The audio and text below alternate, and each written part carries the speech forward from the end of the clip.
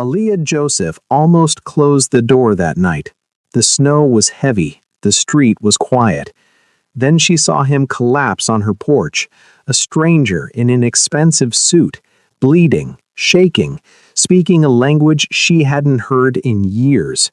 She didn't bring him inside because she trusted him. She did it because she knew what happens when men like him are left to die. By morning, the truth came out. The man she saved wasn't lost. He wasn't harmless. He was Eun Woo, a Korean mafia boss running from an ambush that wiped out his entire crew.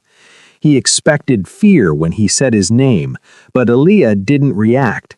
Her hands shook as she poured him tea, not from fear, but from memory, because the tattoo slipping from his collar wasn't new to her. And the real danger in that room wasn't the man who survived the night. It was the woman who recognized him and chose not to say why. Stay with this story because the reason Aaliyah let him live will scare you more than the fact he's a mafia boss. The cold bit through Aaliyah's robe as she dragged him across the threshold. His weight was dead against her, all muscle and expensive fabric soaked through with snow and something darker. Blood, she realized, as it smeared across her hardwood floor. "Stupid," she muttered, kicking the door shut with her heel. "Stupid, stupid woman." But her hands were already moving with practiced efficiency, checking his pulse, tilting his head to keep his airway clear. 20 years as an ER nurse didn't just disappear because you retired early. His eyes fluttered open, dark, unfocused, fever bright. He said something in Korean, the syllables slurred but urgent. Aaliyah's hands stilled. She hadn't heard that language spoken with that particular accent, Seoul, Upper District, in 15 years, not since she'd left that life behind. "English," she said firmly, resuming her assessment of his injuries. "Can you speak English?" "Ambush," the word came out through chattering teeth. "My men, all dead." Hey everyone, if you're enjoying this story so far, drop a comment letting us know where you're watching from, and don't forget to hit that like button and subscribe to Love and Tension for more stories that'll keep you on the edge of your seat. Aaliyah worked through the night. The bullet had gone clean through his shoulder, lucky considering. She cleaned and dressed the wound with supplies from the medical kit she kept in her bathroom, the one her daughters always teased her about. "Mom, you're not at the hospital anymore," they'd say. But nurses never really stop being nurses. As dawn painted the sky gray, he finally slept peacefully. Aaliyah sat in her armchair across from the couch, a cup of tea growing cold in her hands, and studied him. Mid-30s, maybe. Handsome in that sharp, dangerous way. His suit was custom-tailored, the kind that cost more than her mortgage payment. His shoes were Italian leather, barely scuffed, despite whatever hell he'd run through to reach her porch. And that tattoo peeking from beneath his collar. Her teacup trembled. She set it down carefully. She'd seen that mark before, the coiled serpent with lotus blossoms. It was the symbol of the Baek Sa faction, one of the most powerful Korean organized crime families. They'd been expanding into international territory when she was part of that world, when she was younger and foolish enough to believe she could play both sides. When he woke, it was sudden, his body tensing, hand reaching for a weapon that wasn't there. "Easy," Aaliyah kept her voice calm, her posture relaxed. "You're safe. You're in my home. I patched up your shoulder." His eyes found hers, and she watched him assess her, taking in her size, her age, the modest living room with its family photos and cross-stitched decorations, deciding she wasn't a threat. "Why?" he asked. "Because you were dying on my porch, and I'm not in the habit of letting people die. Most people would have called the police. I'm not most people." Something flickered in his expression, maybe curiosity. He sat up slowly, testing his injury. "I should go. My presence puts you in danger." "Little late for that, don't you think?" Aaliyah stood, moving to the kitchen. You're going to need antibiotics to prevent infection, and you're weak from blood loss. You try to leave now, you'll collapse before you reach the end of my street." She returned with water and pain medication, which he accepted with a slight bow of his head. "My name is Un Wu, and I owe you my life. Aaliyah Joseph, and you don't owe me anything except maybe a new carpet." His lips twitched, almost a smile. "You have family?" "2 daughters, both grown, both living in other states. It's just me here." "That's good." His jaw tightened.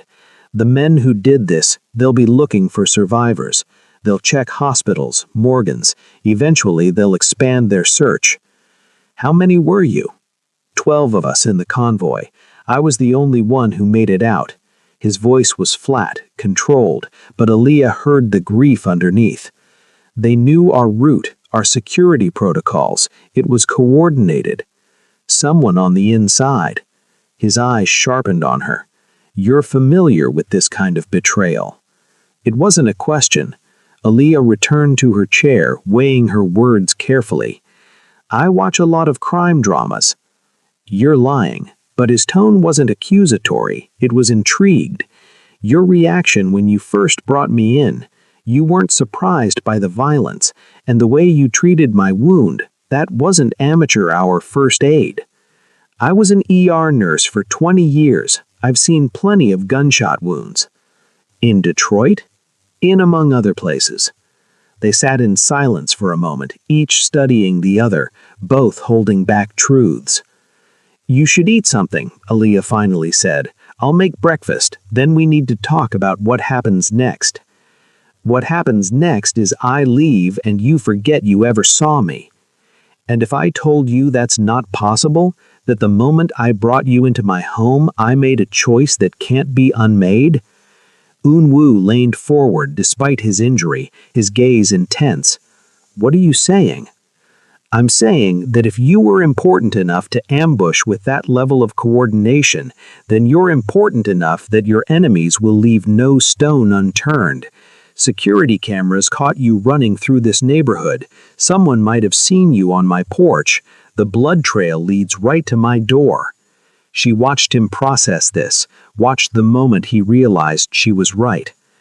"Then I've put you in danger simply by existing." "Yes." Aaliyah stood, smoothing her robe. "So, we might as well figure out how to keep us both alive. Now, scrambled eggs or an omelet?" By mid-morning, Un Wu had told her everything. He was the youngest son of the Bayek Saw family, sent to Detroit to negotiate territory agreements with local organizations. The ambush happened on the way to a meeting with a potential ally, someone who'd been vetted, approved, guaranteed safe passage. Whoever set this up knew details only my inner circle had access to. The meeting location, the timing, our vehicle assignments, even the backup routes we'd planned. "How many people in your inner circle?" 7. 3 are dead. They were in the convoy. That leaves 4. "Do you trust any of them?" His silence was answer enough. Aaliyah watched him move, noting the precision in his steps, the way his hand kept drifting to where his weapon should have been. This was a man accustomed to control, to power. Being vulnerable didn't sit well with him. "You can't go back until you know who betrayed you." "I have to. My family, they need to know what happened. And there are operations, responsibilities. That'll get you killed the second you show your face." Aaliyah's voice was sharp.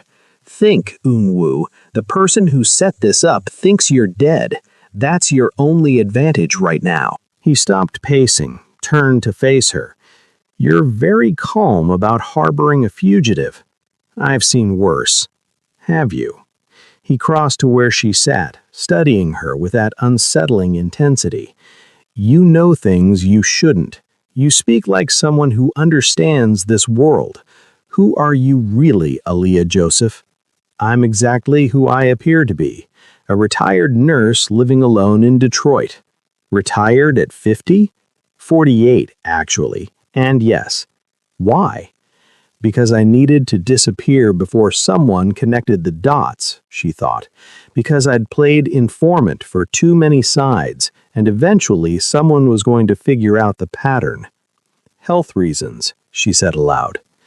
Unwoo's eyes narrowed, but before he could press further, his phone buzzed, the one she'd found in his jacket pocket and charged overnight. He checked it, his expression going carefully blank. They've issued a statement condemning the terrorist attack that killed me and my men, promising retaliation. Who issued it? Minjin, my second in command. He set the phone down with controlled precision. Either he's genuinely grieving and taking control in my absence, or he's the one who ordered the hit and now consolidating power. Which do you think it is? I don't know. The admission clearly cost him. 6 months ago, I would have trusted him with my life. Now, Aaliyah stood, moving to the window. The street was quiet, suburban, ordinary. But she'd learned long ago that danger rarely announced itself with obvious signs. You need proof, she said, evidence that definitively points to the traitor. And how do I get that while I'm dead? She turned to face him, something settling in her chest, a familiar weight she'd thought she'd never feel again, the weight of a decision that would change everything. We investigate from the outside. Find the proof, then you decide what to do with it. We? You think you're in any condition to do this alone? You can barely lift your arm above your shoulder. I have resources, people I can call, people who might be compromised. Every contact you reach out to is another thread that could lead back to your location. Aaliyah crossed her arms. I, on the other hand, am nobody. A middle-aged black woman living in Detroit. I'm invisible in all the ways that matter.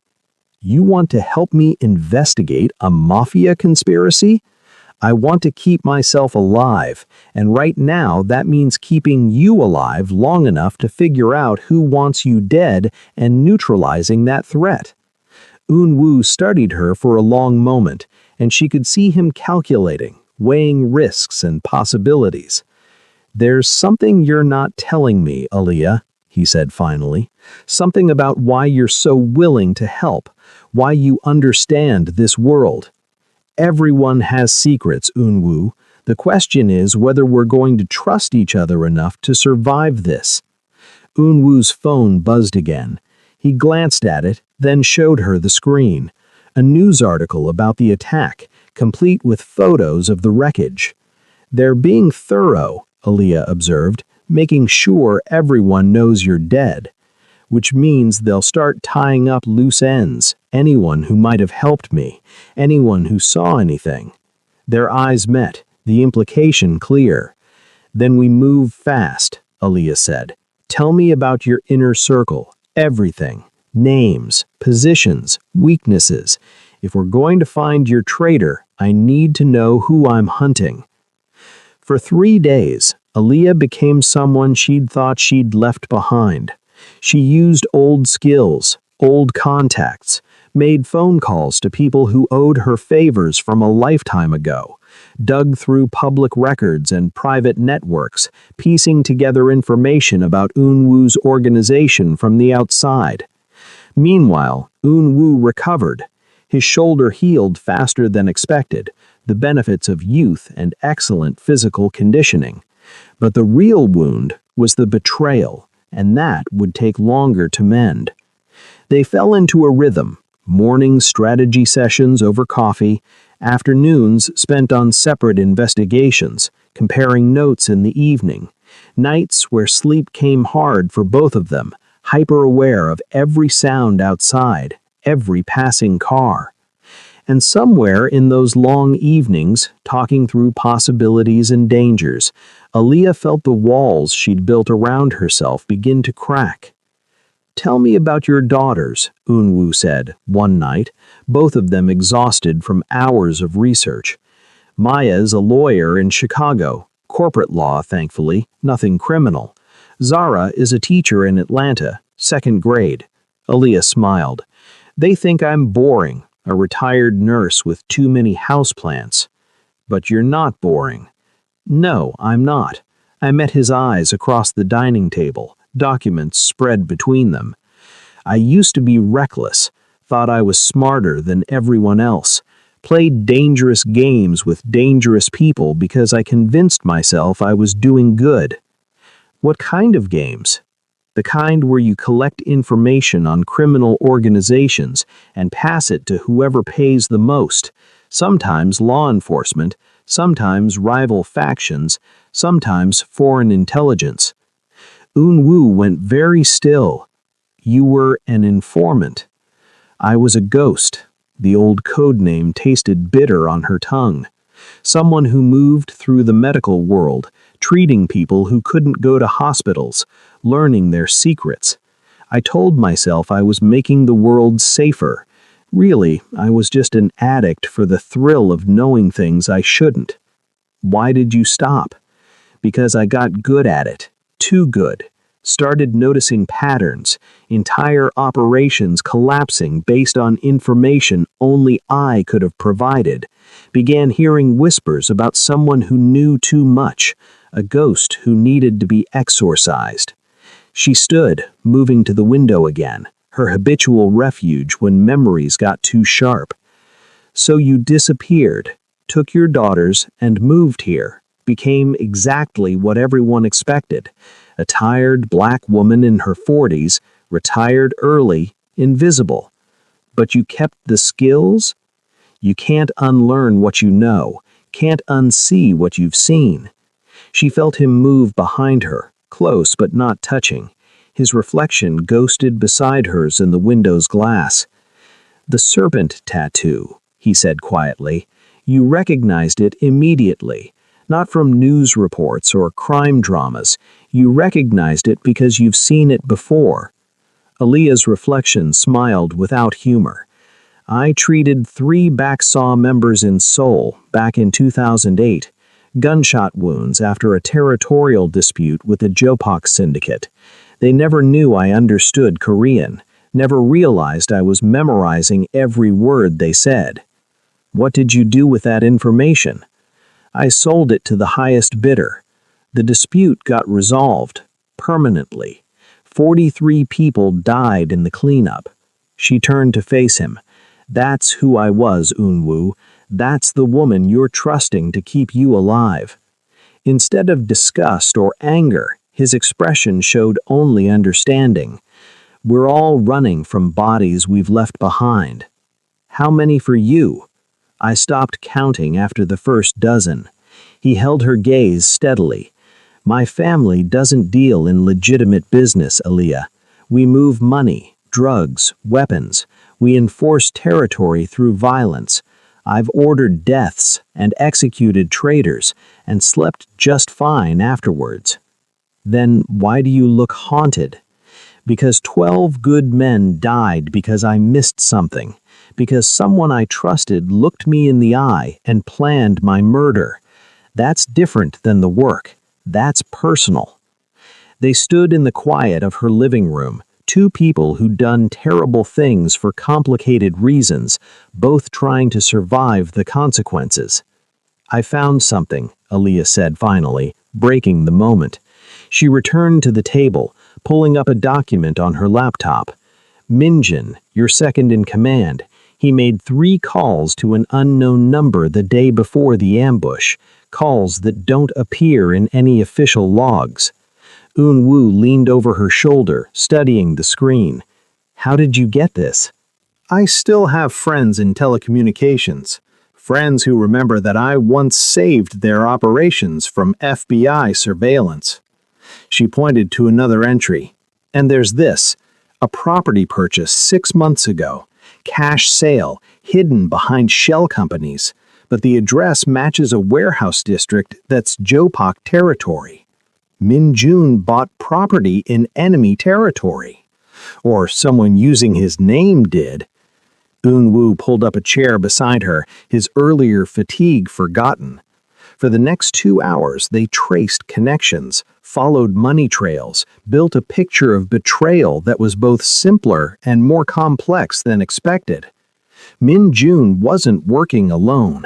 He'd been recruited by a Jopak lieutenant, offered territory and autonomy in exchange for eliminating Un Wu and fracturing the Baeksa leadership. The ambush was just the first move in a larger play for power. "We need physical evidence," Un Wu said as midnight approached. "Something that ties him definitively to the Jopak. Otherwise, it's just suspicion." "The warehouse. If he's using it as a meeting point, then we need to get inside and see what's there." Aaliyah looked at him. "You mean I need to get inside?" "Absolutely not. You're supposed to be dead, remember? The moment you show your face, this whole investigation ends. But me?" She gestured to herself. "I'm nobody. A woman looking for a lost cat, a confused driver asking for directions. I can get close without raising alarms. You could also get killed. I've been in worse situations, not with my life depending on the outcome." The words hung between them, heavier than strategy or planning. "Un Wu." "No," he stood abruptly, pacing again despite the late hour. "We find another way, a safe way." "There is no safe way. There's only fast or slow, and the longer we wait, the more likely someone traces you here." He spun to face her, and for the first time she'd met him, she saw real fear in his eyes, not for himself, for her. "I can't protect you if something goes wrong." "I'm not asking you to protect me. I'm asking you to trust me." "This isn't about trust. Then what is it about?" Aaliyah crossed to him, forcing him to meet her eyes. "Because if it's about guilt, if it's about not wanting another death on your conscience, then you need to understand something.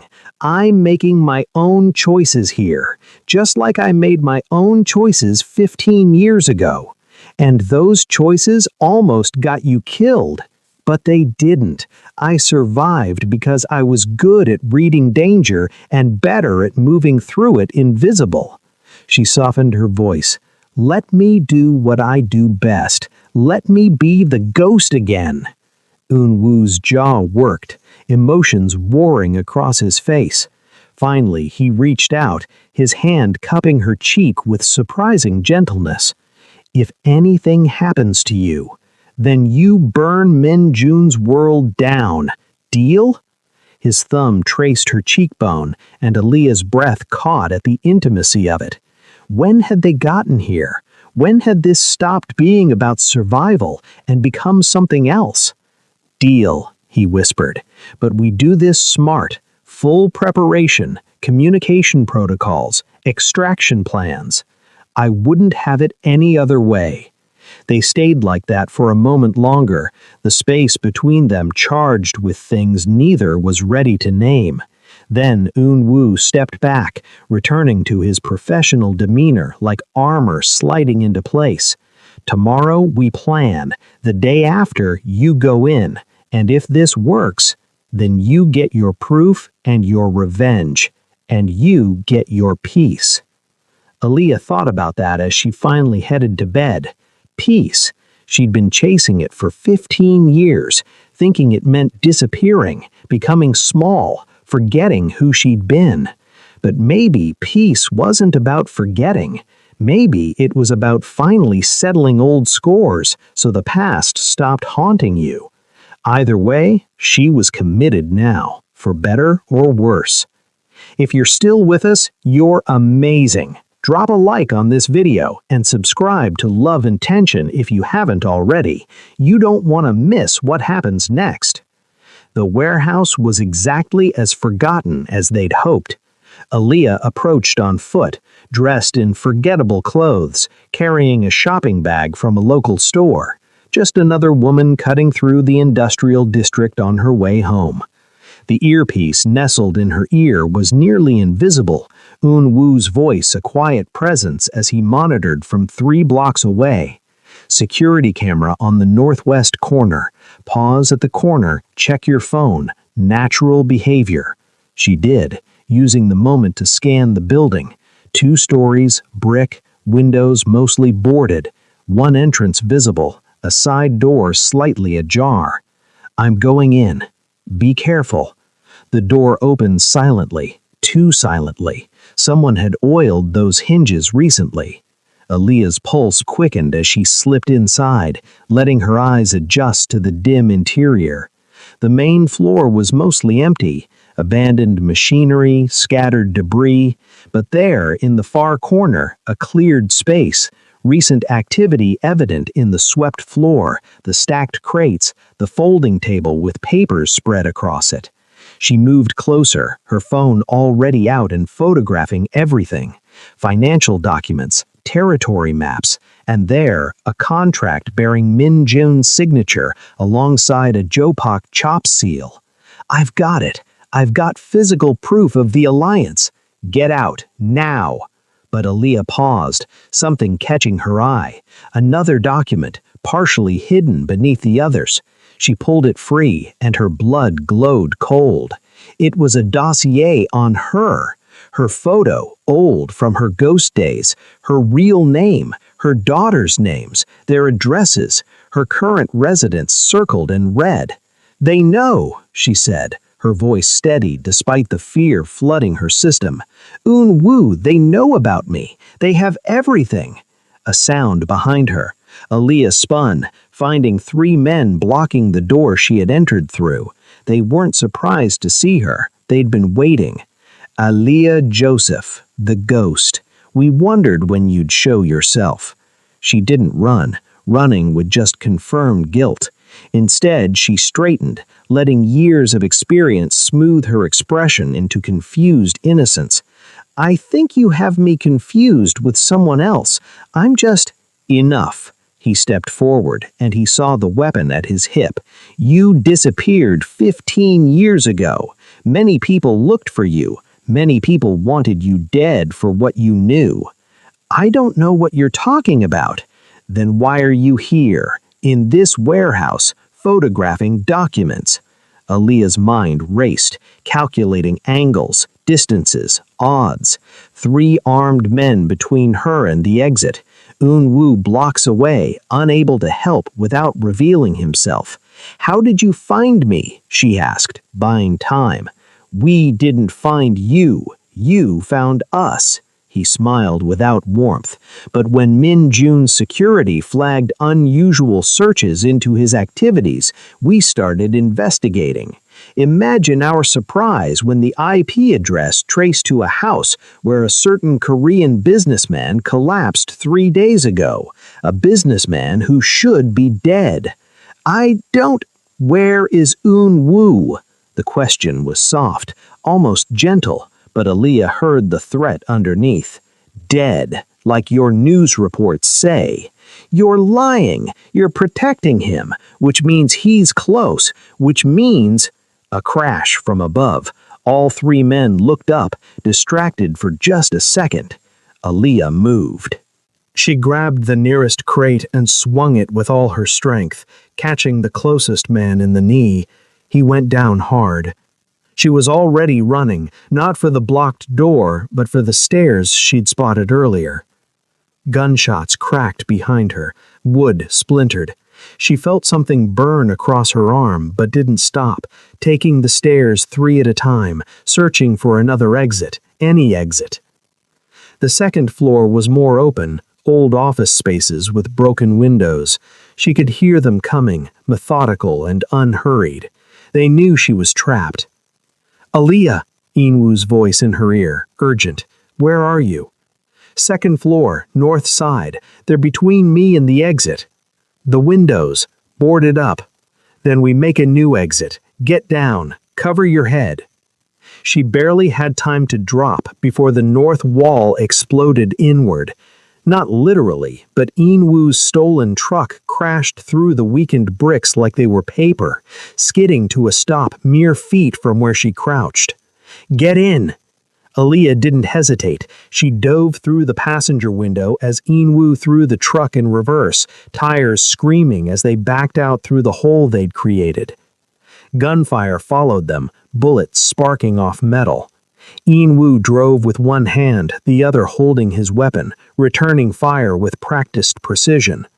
The truck fishtailed as they hit the street, then straightened as he accelerated away. Neither of them spoke until they were blocks away, certain no one followed. "You're bleeding," Inwoo said, his voice tight. "Graze, I'm fine." Aaliyah pressed her hand against the wound, feeling the sting. "I got the proof, photographs of everything, including their dossier on me. They knew who you were, they were waiting. Not for me specifically, for whoever was investigating." She pulled out her phone with shaking hands, checking that the photos had backed up to the cloud. "But yes, they identified me, which means my daughters are already being protected. I made calls while you were inside. My people in Chicago and Atlanta are watching them. No one's getting close."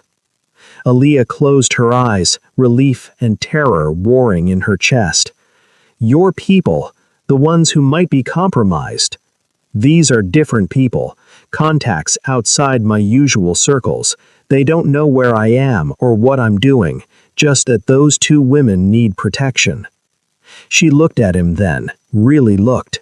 His shoulder was bleeding again. He'd torn his wound during the rescue.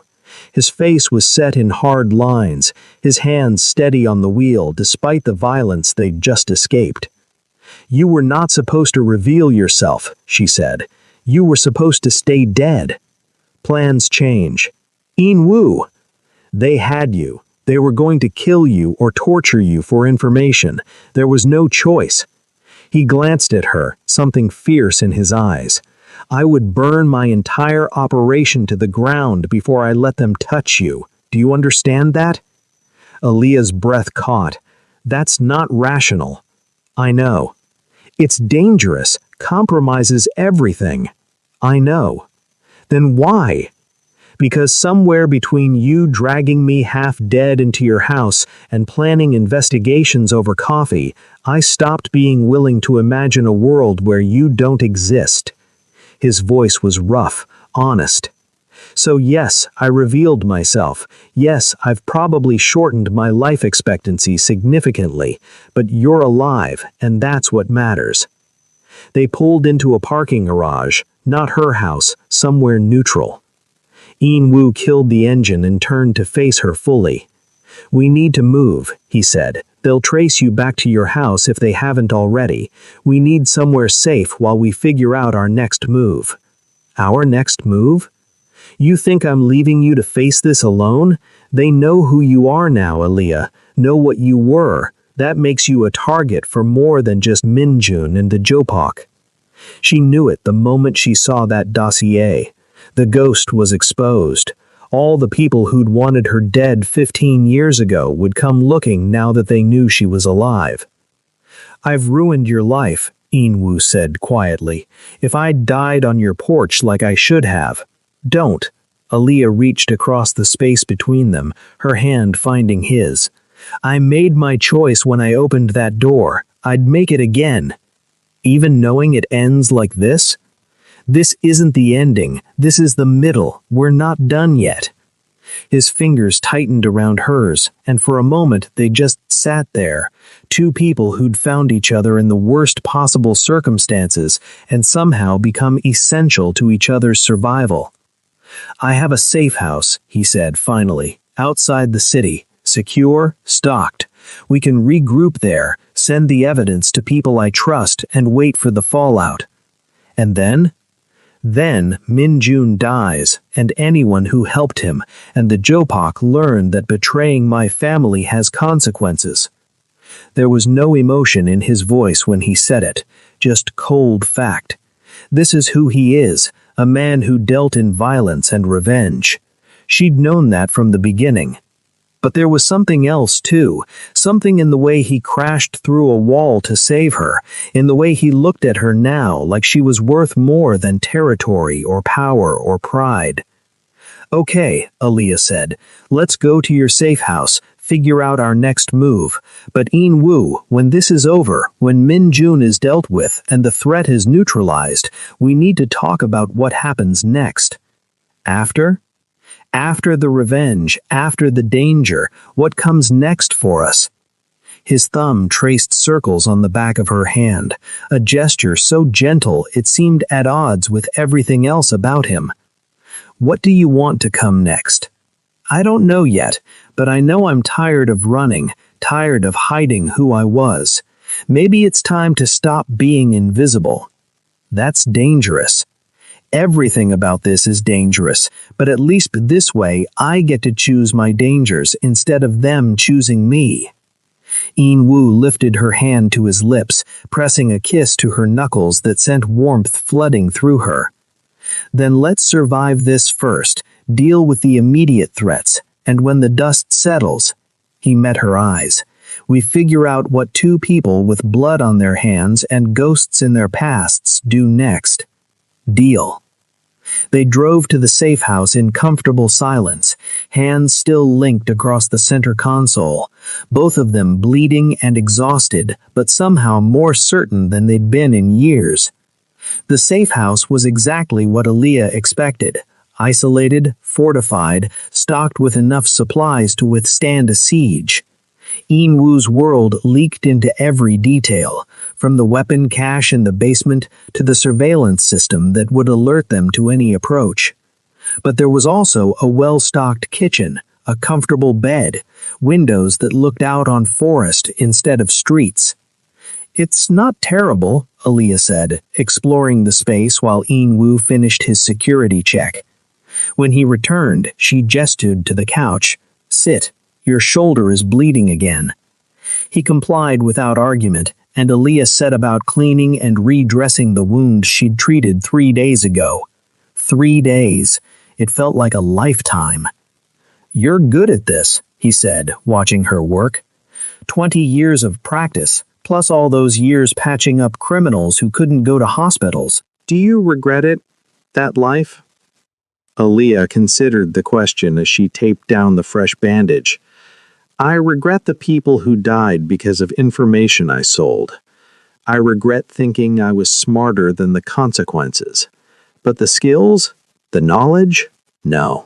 Those kept me alive. And they're keeping us alive now." She moved to clean her own wound, but Yin-Wu stopped her, gently taking the supplies from her hands. "Let me." His touch was careful as he cleaned the graze on her arm, professional and impersonal, but Aaliyah felt the tension between them, the awareness that had been building since that moment in the parking garage. "Yin-Wu, you should rest." He finished bandaging her arm and stood. "I'll send the evidence to my contacts, start the wheels turning. By tomorrow, Minjin will know I'm alive, and by the day after, he'll be answering for what he did. And us?" He looked down at her, something vulnerable flickering across his usually controlled expression. "Ask me that after it's over, when you're safe, when you've had time to think clearly without adrenaline and danger clouding judgment. My judgment is perfectly clear. Aaliyah, I'm not some civilian caught up in circumstances I don't understand. I walked into this eyes open. I know who you are, what you do, and I'm still here. You're here because you don't have a choice. They've identified you. I'm here because I choose to be." She stood, closing the distance between them. "Stop trying to give me exits. Stop trying to protect me from my own decisions." His control cracked, just a fraction. "You don't know what you're asking for." "Don't I? I'm asking for a man who crashes through walls to save me, who arranges protection for my daughters before confirming they're safe himself, who looks at me like I'm worth more than the secrets I carry." She placed her hand over his heart, feeling it race. "That's what I'm asking for. Is it what you want to give?" For a long moment, Yin-Wu just stared at her, warring with himself. Then he moved, one hand sliding into her hair, the other cupping her jaw, tilting her face up to his. "You're going to ruin me," he whispered against her lips. "Good, you've already ruined me." The kiss was inevitable, deep and desperate, tasting of violence and survival, and something neither of them had expected to find. Aaliyah's hands fisted in his shirt, pulling him closer despite his injuries, despite every logical reason they should stop. They didn't stop. Morning came too soon, painting the safe house in golden light that felt at odds with the storm brewing outside their temporary sanctuary. Aaliyah awoke to find Unwoo already up, dressed, checking messages on a secure phone. His expression was grim. "It started?" she asked, sitting up. "Minjin knows I'm alive. The evidence went to 4 different members of my family simultaneously. They've confirmed its authenticity." He turned to face her. "By tonight, he'll be summoned to answer charges. By tomorrow morning, he'll be dead." There was no satisfaction in his voice, just weary acceptance of necessity. "How do you feel about that?" "I don't. Feeling is a luxury I can't afford right now." Aaliyah rose, crossing to where he stood. "That's a lie. It's survival. It's avoidance." She placed her hand on his arm, feeling the tension thrumming through him. "He was your friend once, your second. Mourning that betrayal doesn't make you weak. It makes me vulnerable." "To what? Me? I've already seen you at your lowest." Unwoo's jaw tightened, emotions flickering across his face too fast to name. 12 men died because I missed the signs, because I trusted when I should have questioned. That's not happening again. So you'll never trust anyone? Never let yourself feel anything? I'll survive. That's what matters. That's not living. That's just existing. He pulled away from her touch, putting physical distance between them. "I need to go into the city, meet with my family, confirm the evidence chain, provide testimony about the ambush." "When?" "This afternoon. I'm coming with you." "Absolutely not. You're staying here where it's safe. We've been through this. I'm not—" "This isn't a negotiation, Aaliyah." His voice went cold, professional. "What's coming next is Mafia business. Justice by our rules, not yours. You don't want to see it, and I don't want you associated with it." Understanding dawned, bitter and sharp. "You're protecting your reputation. The youngest son can't show up with a Black American girlfriend while delivering evidence of betrayal. That's not, isn't it? Because last night you were ready to burn your whole world down for me. This morning you can't even take me to a meeting? They'll eat you alive. My family, the other families, everyone who's been waiting for a sign of weakness." His voice cracked slightly. "They'll see you as leverage, as vulnerability, as proof that I've gone soft, and they'll use you to hurt me, or worse. So I'm a liability now? You're a treasure I can't protect in that environment. Not yet. Not until the immediate danger passes and I can properly establish your position." "My position," Aaliyah repeated flatly. "As your mistress, your kept woman. As my partner, my equal." He crossed back to her, urgency replacing coldness. "But that requires time and strategy, requires me proving my strength first, re-establishing control. Then I can bring you in on my terms, not as a vulnerability, but as an asset." She wanted to argue, to push back against the pragmatic ruthlessness of his thinking, but she understood it too, had lived in that world long enough to know how weakness was exploited, how anything precious became a target. How long? A week, maybe 2, while Minjin is dealt with and the Jopak alliance is crushed. Once that's settled, once my position is secure again, then I introduce you properly, make it clear that touching you means war. And until then, you stay here, safe, protected by people who report only to me." He cupped her face gently.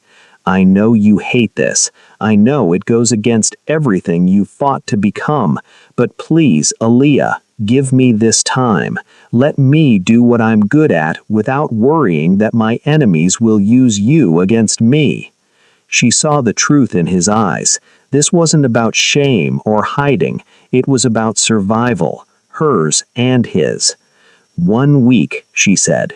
"Then we figure this out together. No more protecting me from your world." "1 week," agreed Unwoo. "And Aaliyah, when this is over, I want to meet your daughters, properly, not as a threat they need protecting from, but as someone who's in your life and intends to stay." That's a big commitment for a mafia boss. I know. They kissed then, slower than the night before, but no less intense, a promise of things to come, of a future they'd build once the present stopped trying to kill them.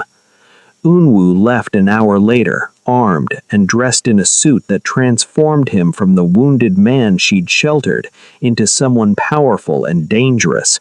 She watched from the window as his car disappeared down the long driveway, feeling the weight of being left behind. But she wasn't helpless, wasn't just waiting. Aaliyah pulled out her own phone, the one she'd kept secret even from Unwoo, started making calls to contacts she hadn't spoken to in 15 years, because if her identity as the ghost was exposed, then there were other people who needed warning, other loose ends that required tying up. And because, despite Unwoo's protection, despite his promises, she'd learned long ago that the only person you could truly rely on was yourself. The week that followed tested them both. Unwoo returned each night with fresh blood on his conscience, even if his hands stayed clean. He didn't share details, but Aaliyah could read the weight of it in his eyes, the way he held himself. Min Jun died on day 3, publicly executed as an example. The Jopak alliance crumbled on day 5, 3 of their lieutenants dead in coordinated strikes. By day 7, Unwoo's position in his family was not just restored, but elevated. He'd uncovered a conspiracy, survived an assassination, and systematically dismantled the threat. He was untouchable now, legendary, and on day 8, he brought Aaliyah to meet his family. The restaurant was upscale, private, the kind of place where the staff knew not to see or hear anything important. Aaliyah wore a dress she'd had delivered, elegant, expensive, making a statement without trying too hard. She felt every eye on her as Unwoo led her to a private room where 3 men and 2 women waited. His family, his inner circle. "This is Aaliyah Joseph," Unwoo said, his hand firm on her lower back. "The woman who saved my life, and my partner going forward." Silence. Assessment. Then the oldest man, Unwoo's uncle, stood and bowed slightly. "We owe you a great debt, Miss Joseph. My nephew is precious to this family." "I didn't do it for a debt." Aaliyah met his eyes steadily. "I did it because it was right, and because he's become important to me." Clearly, the woman to his left, Unwoo's aunt, smiled, sharp and assessing. "Tell me, Miss Joseph, what do you do for a living?" "I'm retired, former ER nurse." "She's being modest," Unwoo interjected smoothly. "Aaliyah has extensive experience in information gathering and strategic analysis, skills that proved invaluable in identifying Min Jun's betrayal." Something shifted in the room. New interest, new calculation. "The ghost," Unwoo's uncle said suddenly. "You're the ghost. We heard rumors someone with that code name was active in Seoul 15 years ago.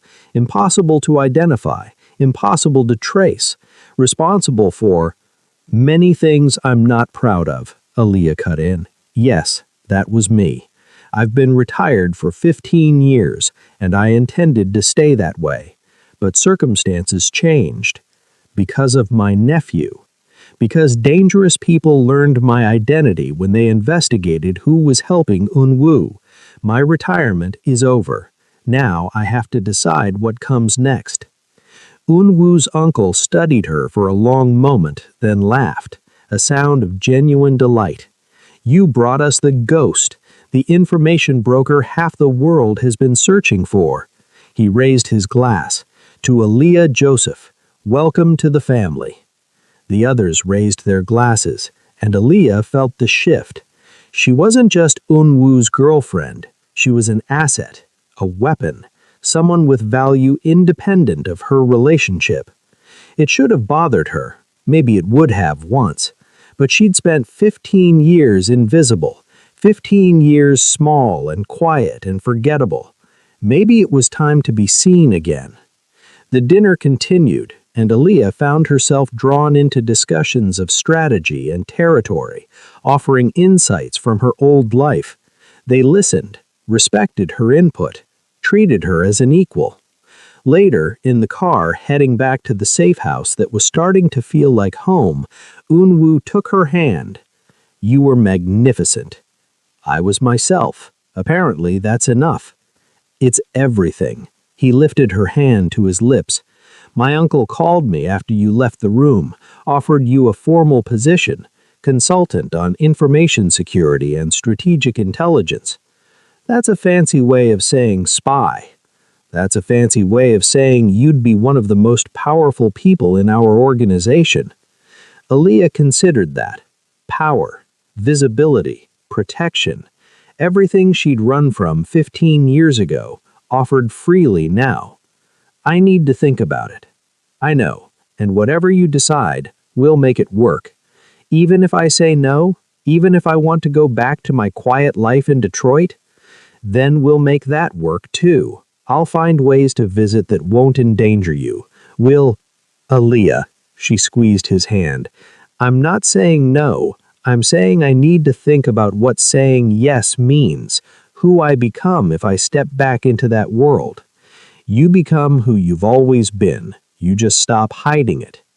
They drove in silence for a while, Aaliyah processing the evening, the implications, the possibilities. My daughters, she said finally. I need to tell them something. Not everything, but enough that they understand my life is changing. We'll figure that out together. Craft a story that keeps them safe, but doesn't leave them blindsided. And us? What's our story? Unwoo pulled the car over, putting it in park, turning her fully to face her fully. The story is that a dying man collapsed on your porch, and instead of turning away, you brought him inside. You saved his life, and in doing so, saved your own. We found each other in the worst possible circumstances, and somehow made it work. That's the sanitized version. Fine. The real version is that you're a former information broker who recognized Mafia tattoos and decided to get involved anyway. I'm a crime boss who fell for the woman who patched my gunshot wound. Together, we navigated betrayal, assassination attempts, and family politics, and we came out the other side stronger. That's terrifying. Yes. And complicated. Yes. And probably going to kill us both eventually. Almost certainly. Aaliyah laughed, the sound surprising them both. So why does it feel right? Because we're both tired of pretending to be things we're not. Tired of hiding our damage and our skills and everything that makes us dangerous. With you, I don't have to be just the perfect soldier or the calculating boss. I can be human, flawed, real. And with you, I don't have to be invisible. They kissed there on the side of the road, two people who'd found each other in blood and violence and somehow built something like hope. 3 months later, Aaliyah stood in Unwoo's office, her office now too, reviewing intelligence reports on Jopak movements in the Midwest. She'd taken the position, stepped back into her old role with new parameters and better support. Her daughters knew she was consulting for an international security firm. Not the whole truth, but not a complete lie either. They were proud of her, happy she'd found purpose again. And Unwoo entered the office now, crossing to where she stood, wrapping his arms around her waist from behind. Anything interesting? The usual territorial posturing. Nothing that requires immediate action. Good, because I was thinking we could actually leave the office before midnight once. Aaliyah leaned back in his embrace, feeling safe in a way she'd never expected to feel again. Where did you want to go? Your place, the house in Detroit. I realized I've never actually stayed there as a guest instead of a fugitive. She turned in his arms, surprised. You want to stay at my house? I want to see where you lived for 15 years. I want to sleep in your bed and drink coffee in your kitchen and meet your neighbors who think you're boring, he smiled. I want to know all the pieces of your life, not just the ones that fit my world. My bed is tiny compared to yours. Then we'll be close. My neighbors are nosy. Then we'll give them something to talk about. My kitchen is perfect, I'm sure, Aaliyah. He cupped her face, his expression serious now. I don't want you to fit into my world. I want us to build something new, something that's ours. And that means honoring both where we come from and where we're going. You've been thinking about this. I've been thinking about you, about us, about making this work long-term, not just surviving crisis to crisis. Aaliyah felt her chest tighten with emotion. I love you. The words surprised them both. She hadn't meant to say them. Not yet. Not here. But Unwoo's smile was worth it. Genuine, unguarded, transforming his entire face. I love you too. Have since you yelled at me for bleeding on your carpet. I did not yell. He kissed her, swallowing her protest, and Aaliyah melted into it, into him, into this impossible thing they'd built from disaster and blood. When they finally pulled apart, both breathing hard, she rested her forehead against his. So, my house. Tonight. Tonight. And tomorrow? Tomorrow we deal with the intelligence reports. Tomorrow we navigate the politics and dangers. Tomorrow we're who we have to be. He pulled back just enough to meet her eyes. But tonight we're just Elish and Unwoo, two people who found each other and decided that was worth fighting for. I like that plan. They gathered their things and headed out, hand in hand, two dangerous people who'd somehow found peace in each other's chaos. As they drove toward her house in Detroit, toward normalcy and boring neighbors and a tiny bed, Aaliyah reflected on the journey that had brought them here. The night she'd opened her door to a dying stranger, the choice to help instead of hide, the slow revelation of who they each really were beneath their protective layers.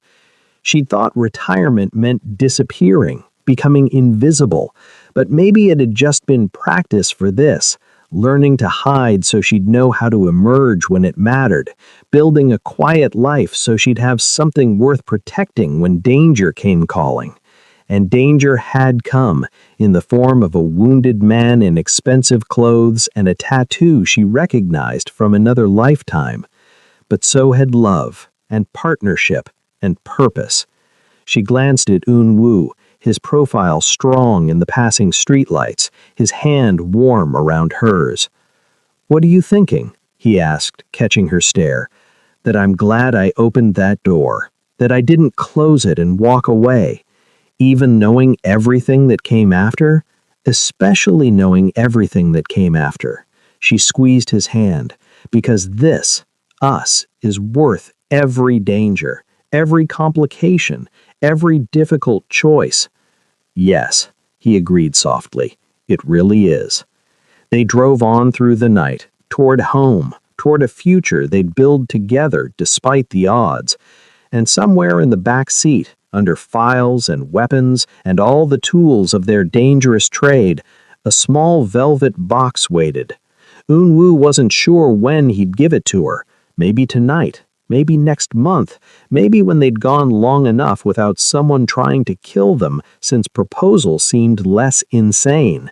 But he knew he would give it to her, because Aaliyah Joseph, the ghost, the nurse, the woman who'd saved his life and stolen his heart, was worth every risk. And in this world of violence and betrayal, finding someone worth the risk was the rarest treasure of all. The end.